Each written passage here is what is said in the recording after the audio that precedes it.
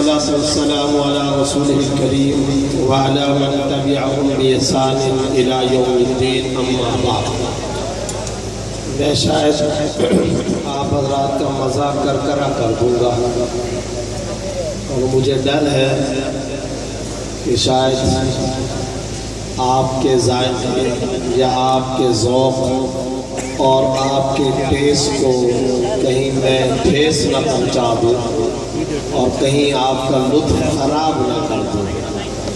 لیکن اس کے ساتھ ساتھ ایٹ دا سیم ٹائم اسی سمے اسی لمحے میں اس کو منافقت سمجھتا ہوں کہ جو میرے دل کے اندر بات ہو وہ میں زبان پر نہ لاؤں، اسے میں شرعی اعتبار سے ناجائز سمجھتا ہوں. اس لیے صرف چند منٹ چند باتیں عرض کر کے پھر اجازت چاہوں گا. سب سے پہلے اپنے پیارے بھائی اور رحیم یار خان بلکہ پنجاب کے انتہائی ایکٹیو جلیل القدر فعال اور متحرک عالم دین جوان سال پیارے بھائی حضرت مولانا عامر فاروق عباسی صاحب دامت برکاتہم کو مبارکباد، تحسین اور دلی شکریہ ادا کرتا ہوں. اسی طرح حضرت علامہ عبدالرؤف ربانی صاحب، ہمارے بھائی قاضی جواد صاحب تشریف فرما ہیں اور ڈاکٹر اسحاق عالم صاحب تشریف فرما ہیں، ہمارے بھائی شاہد عمران عارفی صاحب اور بھی کئی سارے حضرات، مولانا ندیم صاحب، میں کئی سارے حضرات سے واقف بھی نہیں ہوں. ان سب سے دعاؤں کی درخواست اور سب کی خدمت میں مؤدبانہ السلام علیکم ورحمۃ اللہ وبرکاتہ. پہلے انتظامی طور پر دو تین بہت ہی مؤدبانہ التجا کی صورت میں گزارشات. محفل نعت ہو یا بزم تلاوت یا کوئی جلسہ، مائک کی آواز اتنی رکھنی چاہیے جتنا کہ اس گراؤنڈ کے اندر مجمع بیٹھا ہے. اس سے زیادہ باہر تک آواز کا جانا شرعاً جائز اور مناسب نہیں. ایک تو اس کا اہتمام کرنا چاہیے. حضرت ام المومنین عائشہ صدیقہ رضی اللہ تعالیٰ عنہا گھر کے اندر بیٹھے ہوئے اپنے معمولات ذکر، اذکار، تلاوت و نوافل کے اندر مشغول رہتی تو کوئی خطیب صاحب گھر کے آگے آ کر کے لمبی لمبی تقریر کیا کرتے ہیں.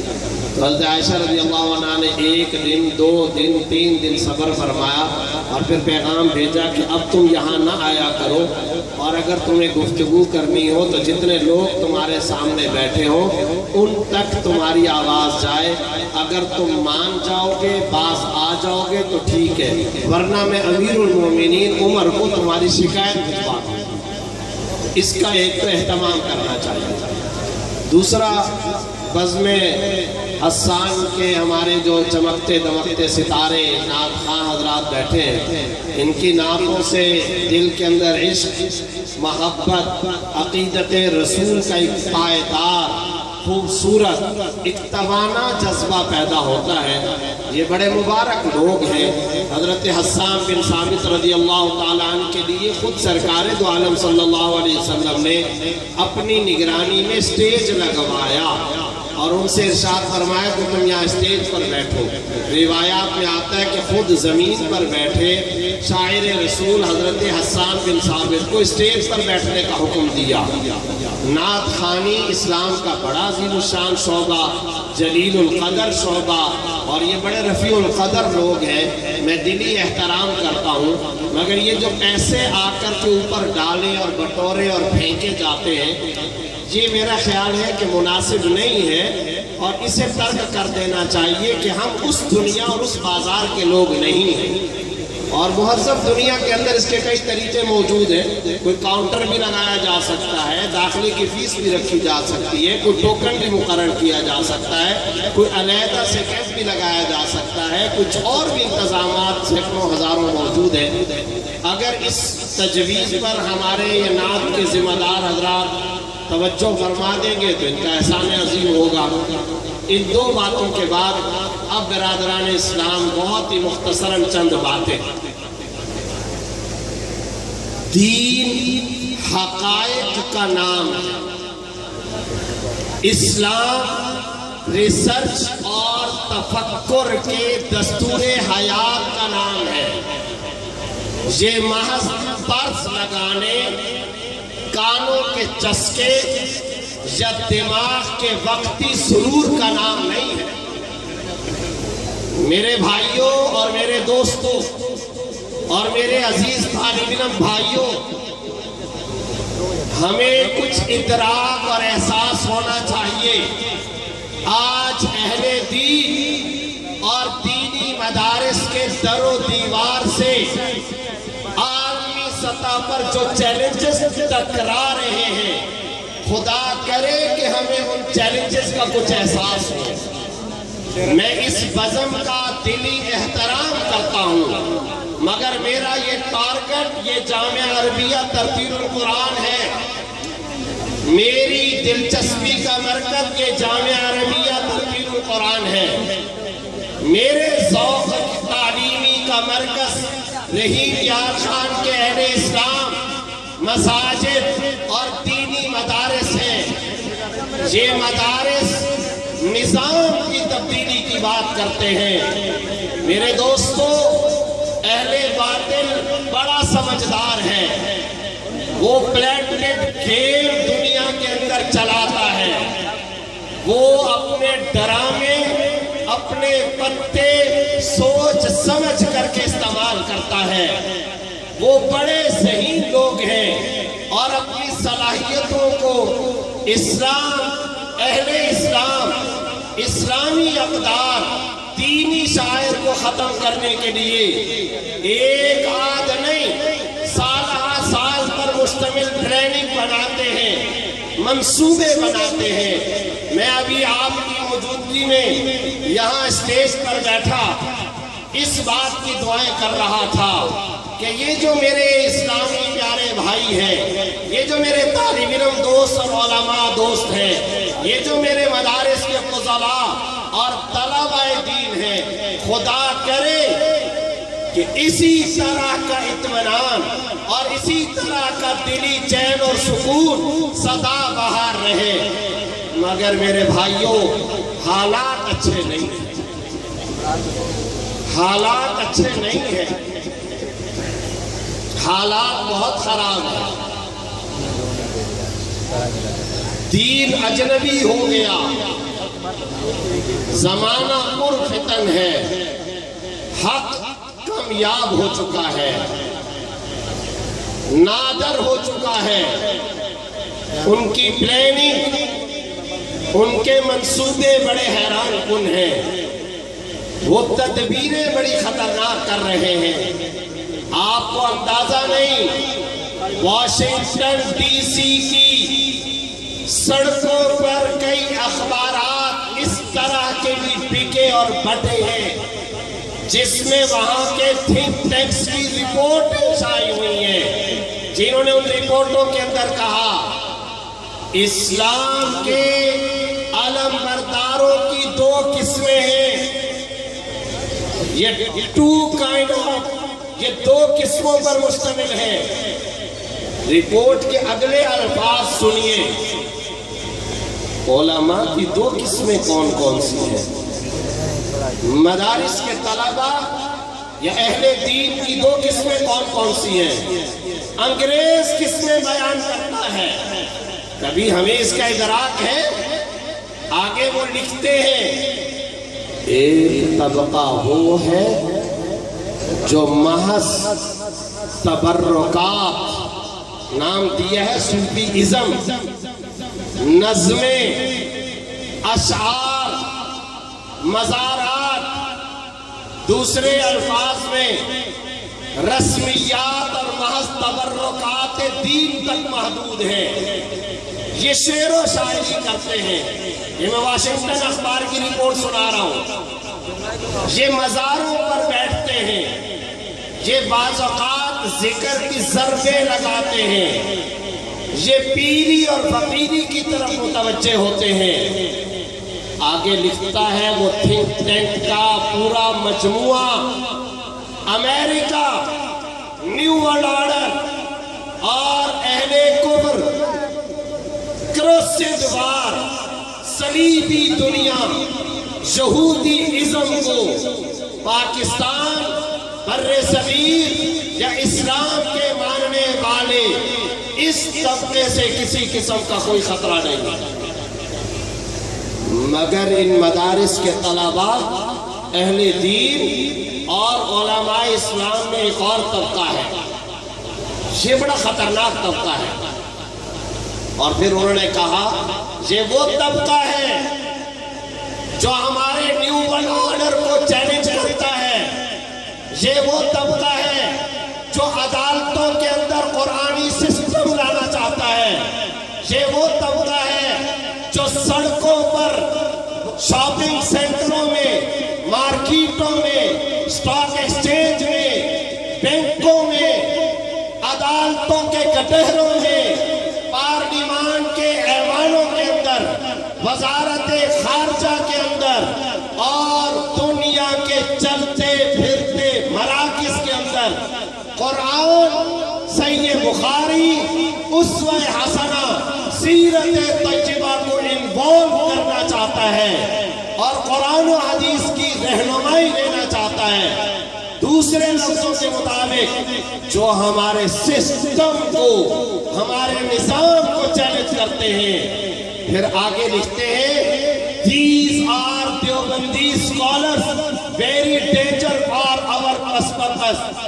دیوبندی مکتب فکر اور اسکول آف تھاٹ، دیوبندی مسلک کے علماء کی یہ قسم ہمارے ٹارگٹ پر ہے، ان سے ہماری جنگ ہے، یہ خطرناک ہے، یہ امریکہ کے نظام کو نافذ نہیں کرنا چاہتے، ہم ان علماء کا خاتمہ چاہتے ہیں۔ یہ امریکہ کا انگریز کس میں بیان کرتا ہے؟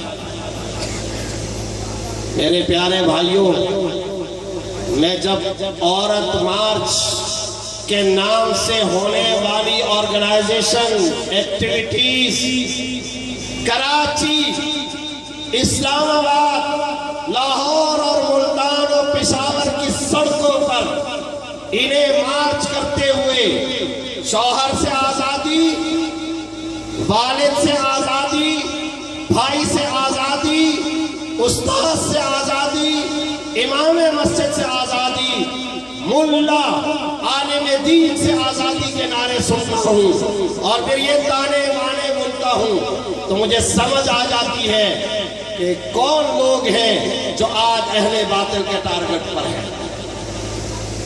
اگر مجھے علامہ عبدالرؤف ربانی صاحب اجازت دے، مولانا عامر صاحب مجھے اجازت دیں تو میں کچھ اور کھلے لفظوں میں بھی ذکر کر سکتا ہوں۔ رسمیات دین والے خطرہ نہیں ہیں، نظام کو تبدیل کرنے والے خطرہ ہیں۔ بہت ہی معافی مانگ کر کے کہتا ہوں، پیر حضرات کے ہم قائل ہیں، ذکر و اذکار، محاسبہ، مراقبہ کے ہم قائل ہیں، ہم خود اس کے قائل ہیں، مگر میں کیا کروں؟ آج کا باطل کہتا ہے صوفیزم، مزاروں پر بیٹھنے والے مجاور یا ذکر کی ضربیں لگانے والے خطرہ نہیں ہے، نعت خوانوں کو، پیروں کو کوئی قتل نہیں کرتا۔ کراچی کی سڑکیں ڈاکٹر عادل جیسے نظام کو تبدیل کرنے والے جلیل القدر عالم ربانی کے خون سے لہولہان۔ کسی نعت خواہ کو کوئی نہیں مارتا ہے، شیخ الاسلام تقی عثمانی پر کراچی کی سڑکوں پہ حملہ ہوتا ہے، یوسف لدھیانوی اور مفتی نظام الدین شامزئی کو شہید کیا جاتا ہے۔ آج میں بھی اگر کچھ پیری کے کچھ چوبے جبے پہن لوں، امریکہ کے ویزے میرے لیے تیار ہیں، برطانیہ کے دروازے میرے لیے کھلے ہیں۔ سسٹم کا چینج، یہ ملا جمہوریت کو آج خلاف شریعت کہنے کی جرات کرتا ہے۔ ارے قرآن ہے نیا، نعوذ باللہ، جسے ایک نیا نام دیا گیا ہے جمہوریت، ڈیموکریسی، اس کے خلاف مت بولنا۔ لسٹ فراہم کر رہے ہیں، لسٹ قرآن کریم کے اندر موجود قتال اور جہاد کی آیتیں نہیں چاہیے۔ انما الخمر والمیسر والانصاب والازلام رجس من عمل الشیطان فاجتنبوہ، یہ شراب کے خلاف تمہارا قرآن کیوں بول رہا ہے؟ یزانیۃ والزانی فاجلدوا کل واحد منہما مئۃ جلدہ، زانی کو 100 کوڑے مارو، یہ تمہارا قرآن اور سورہ نور کیوں بات کرتی ہے؟ یہ حد تہمت کی بات کیا ہے؟ تم نماز پڑھو، رمضان کے مہینے میں صرف روزہ رکھا کرو، ذکر کرو، محاسبہ مراقبہ کرو، لیکن یہ آیت تمہارے قرآن میں کیوں ہے؟ یا ایھا الذین آمنوا لا تاکلوا اموالکم بینکم بالباطل الا ان تکون تجارہ، شاپنگ سینٹر، مارکیٹ اور تجارت اور بزنس کی بات تمہارا قرآن کیوں کرتا ہے؟ یمحق اللہ الربا ویربی الصدقات، سود کے خلاف تمہاری سورہ بقرہ بات کیوں کرتی ہے؟ وَقَرْنَ فِي بُيُوتِكُنَّ وَلَا تَبَرَّجْنَ تَبَرُّجَ الْجَاهِلِيَّةِ الْأُولَىٰ، عورتیں گھروں میں قرار پکڑے، ہماری عورت گھر سے باہر نکل چکی ہے، تمہاری عورت گھر سے کیوں باہر نہیں نکلی ہے؟ ہم تمہاری عورت کو گھر سے باہر نکال کر کے دم کریں گے۔ یہ قرآن کی آیت منظور نہیں ہے کہ عورتوں کا اصل مقام گھر کے اندر ہے۔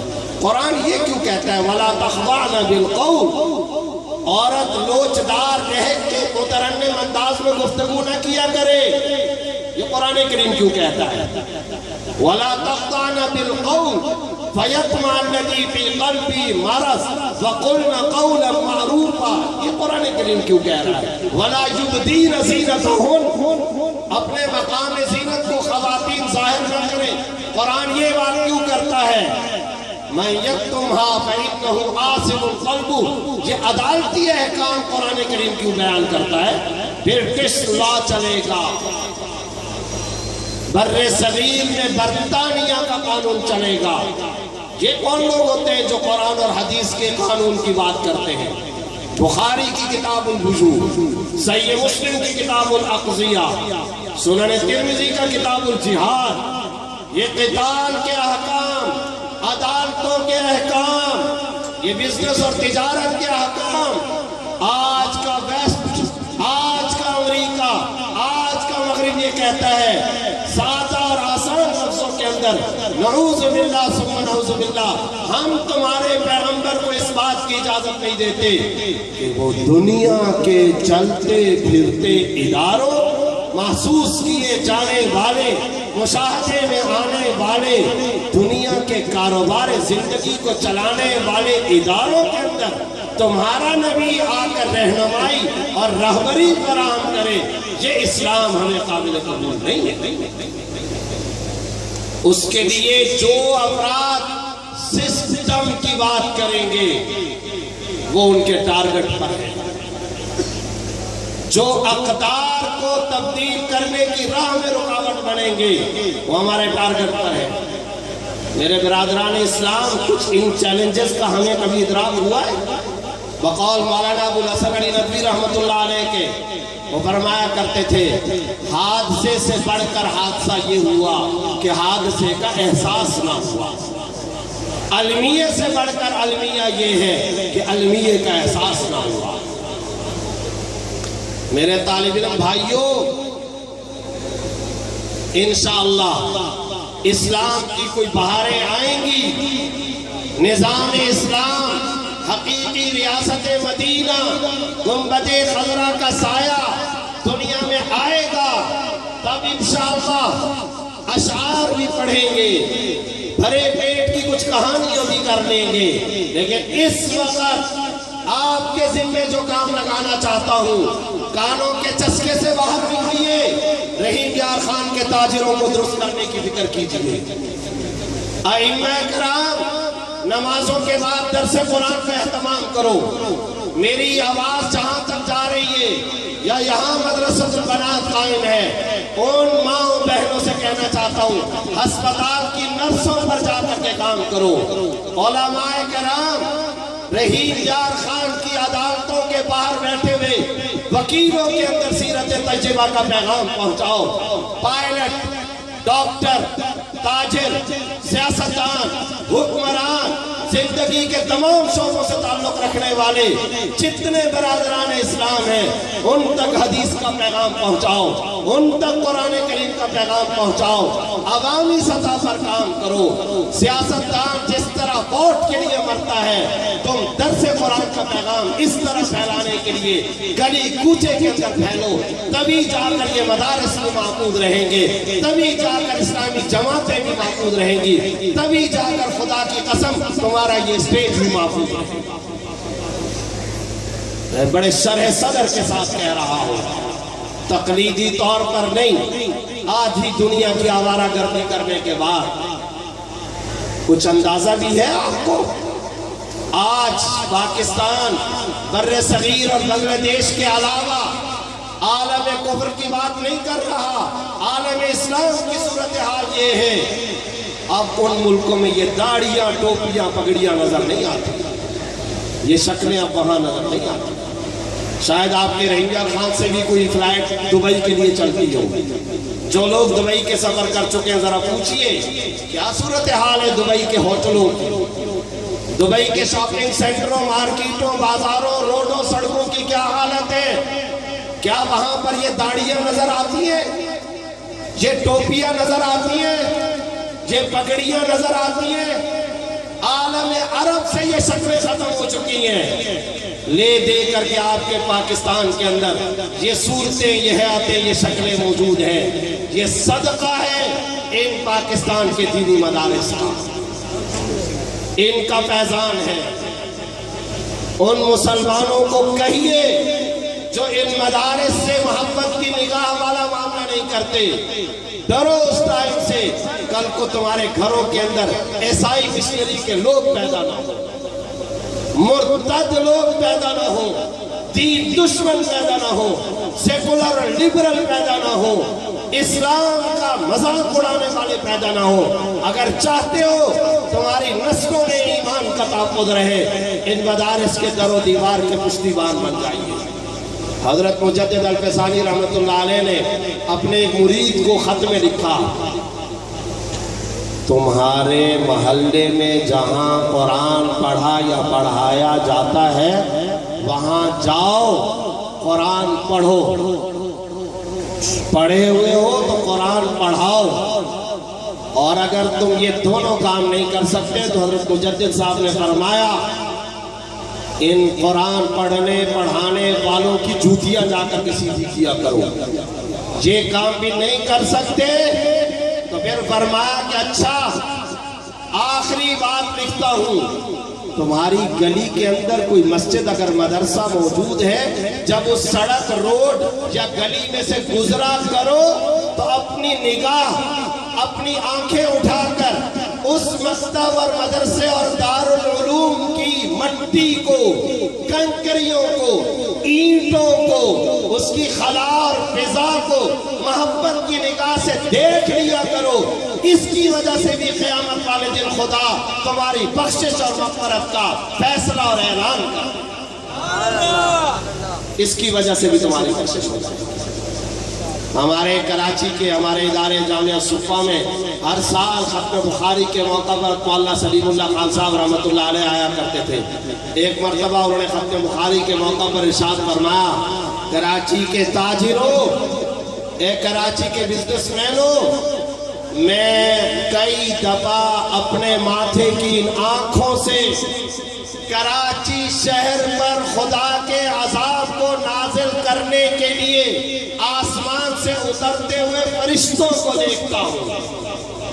وہ فرشتے آتے ہیں اس شہر پر خدا کا غضب اور عذاب نازل کرنے کے لیے، مگر پھر اگلا جملہ بھی بڑا عجیب ہے، فرمایا کہ جب اگلے دن میں یہ منظر بھی دیکھتا ہوں کہ فجر کی نماز سے پہلے اور فجر کے بعد یہ جو امت مسلمہ کے چھوٹے چھوٹے معصوم بچے اپنی درسگاہوں اور کلاسوں کے اندر ہل ہل کر جب قرآن کی تلاوت کرتے ہیں تو خدا کی قسم عذاب نازل کرنے کے لیے آسمان سے اترے ہوئے ان فرشتوں کو میں دوبارہ آسمان کی طرف جاتے ہوئے بھی اپنی آنکھوں سے دیکھا تھا۔ ان مدارس سے تعلق رکھیں، ان کے سرپرست بنیے، ان کے پشتیبان بنیے، آج یہی ان کی نگاہوں میں کھٹکتے ہیں۔ کیوں کہا جاتا ہے یہ جو میرے بھائی مولانا عامر صاحب تذکرہ کر رہے تھے چندے کا اور رجسٹریشن کا اور فلاں آئے دن کیوں یہ ٹارگٹ پر ہے؟ ان کا بس چلے کل مغرب سے پہلے ختم کر دیں۔ کیوں کرنا چاہتے ہیں؟ وہ لکھتے ہیں نظام، ارے نظام سسٹم اگر دنیا میں ہمارے نظام کو پلٹنے کی کوئی بات کرتا ہے تو وہ ایک ہی عنصر، ایک ہی ادارہ ہے جسے بر صغیر کے بالعموم اور پاکستان کے بالخصوص دینی مدارس کا، یہ ہمارے نظام کو چیلنج کرنے والے لوگ ہیں۔ باقی رہ گئے عالم عرب، ان کے حکمرانوں کو ہم نے کنٹرول کر دیا ہے، تمہیں ان کی شکلوں سے بھی پتہ نہیں چلے گا یہ مسلمان ہے یا عیسائی ہے۔ وہ عالم عرب کے مسلمان ہمارے کنٹرول اور شکنجے میں آ چکے ہیں۔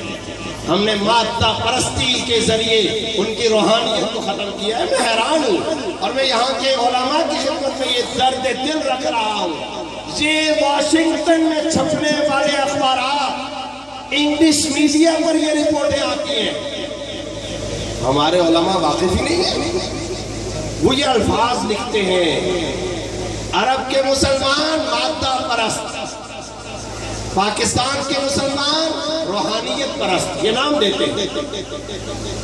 وہ یہ لکھتے ہیں، ہم ناواقف، ہمیں معلومات نہیں۔ اور آج کوشش کی جا رہی ہے پاکستان کو ملنے والی غیر ملکی امداد، قرضے، سیلابوں اور طوفانوں کے اندر، زلزلوں کے اندر بھی امداد ملے گی، مگر ان شرائط اور کنڈیشن کے ساتھ کہ پاکستان کے دینی مدارس پر قدغنے لگاؤ، پابندیاں لگاؤ۔ ہمیں تمہاری یہ شکلیں پسند نہیں ہیں، یہ ٹوپیاں ہمیں نہیں چاہیے، یہ داڑھیاں نہیں چاہیے، تمہارے بازاروں میں پھرتی ہوئی یہ بامردہ عورتیں نہیں چاہیے، ان ہوٹلوں کے ٹیبلوں پر پانی کی جگہ شراب کی بوتلیں چاہیے۔ وہ یہ بار بار تقاضے کر رہے ہیں، اب ڈھکی چھپی باتیں بھی نہیں رہی، اب واضح ڈیمانڈ آتی ہے۔ اب FATF کے باقاعدہ پروفارمے آتے ہیں، اب وہ باقاعدہ اجلاسوں کے سر کہتے ہیں، آپ کے ہمارے آفیسرز کے ساتھ بیٹھ کر کے کہتے ہیں، ایمبیسیڈر سفیروں کی موجودگی کے اندر بات ہوتی ہے۔ یہ نہیں چاہیے، نیا ملک، نئے عزائم، نئے ادارے، نیا طرز، نئی شکلیں، نئی صورتیں، یہ قدیم راسخ العقیدہ شکلیں ہمیں نہیں چاہیے۔ میں آپ سے پوچھنا چاہتا ہوں رحیم یار خان کے مسلمانوں، تم چاہتے ہو کہ تمہاری گلیوں کے اندر زنا اور بدکاری کے اڈے کھلے؟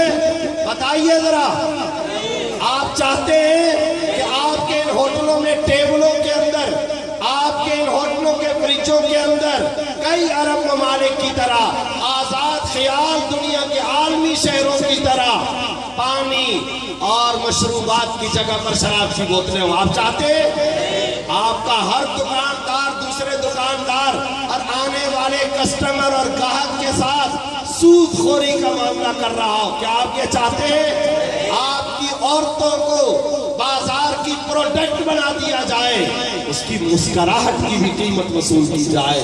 اگر آپ چاہتے ہیں کہ یہ مناظر ہم نہیں دیکھنا چاہتے، اور اگر یہ مناظر وطن عزیز پاکستان، مملکت خداداد پاکستان، جس کی بنیادوں کے اندر ہمارے اکابر کا خون شامل ہے، ہمارے بزرگوں کا خون شامل ہے، اگر آپ چاہتے ہیں یہ مناظر ہم اپنی آنکھوں سے نہ دیکھیں، اگر یہ مناظر آنے والے ہیں، دعا کیجئے زمین کا پیٹ ہمارے لیے بہتر ہو جائے زمین کی پیٹھ کے مقابلے۔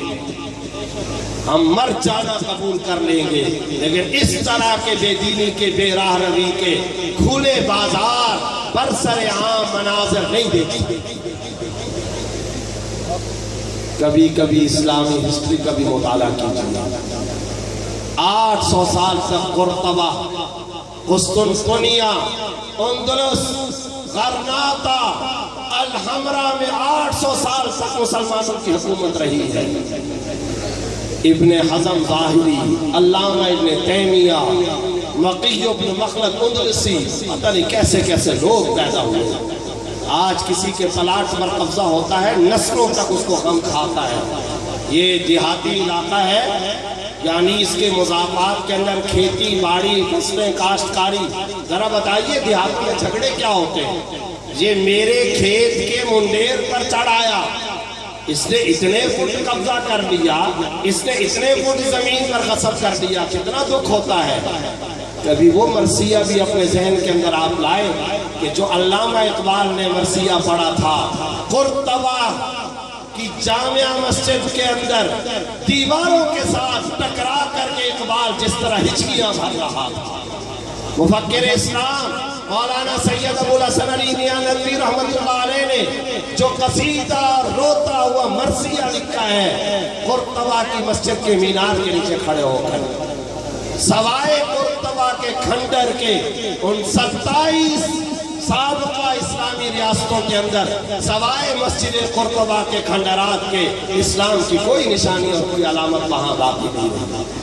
یہ تو مولانا قاسم نانوتوی اور اکابر دیوبند کا احسان مانیے کہ ایسٹ انڈیا کمپنی کے بعد ہندوستان کی سرزمین پر دارالعلوم دیوبند کا قیام آیا، اور شورش کاشمیری مرحوم نے جس کے بارے میں لکھا تھا، نہ یہاں گھاس اگتی ہے، دیوبند کی سرزمین کے بارے میں، نہ یہاں گھاس اگتی ہے نہ یہاں پھول کھلتے ہیں، مگر یہ وہ سرزمین ہے جس سے آسمان بھی جھک کے ملتے ہیں۔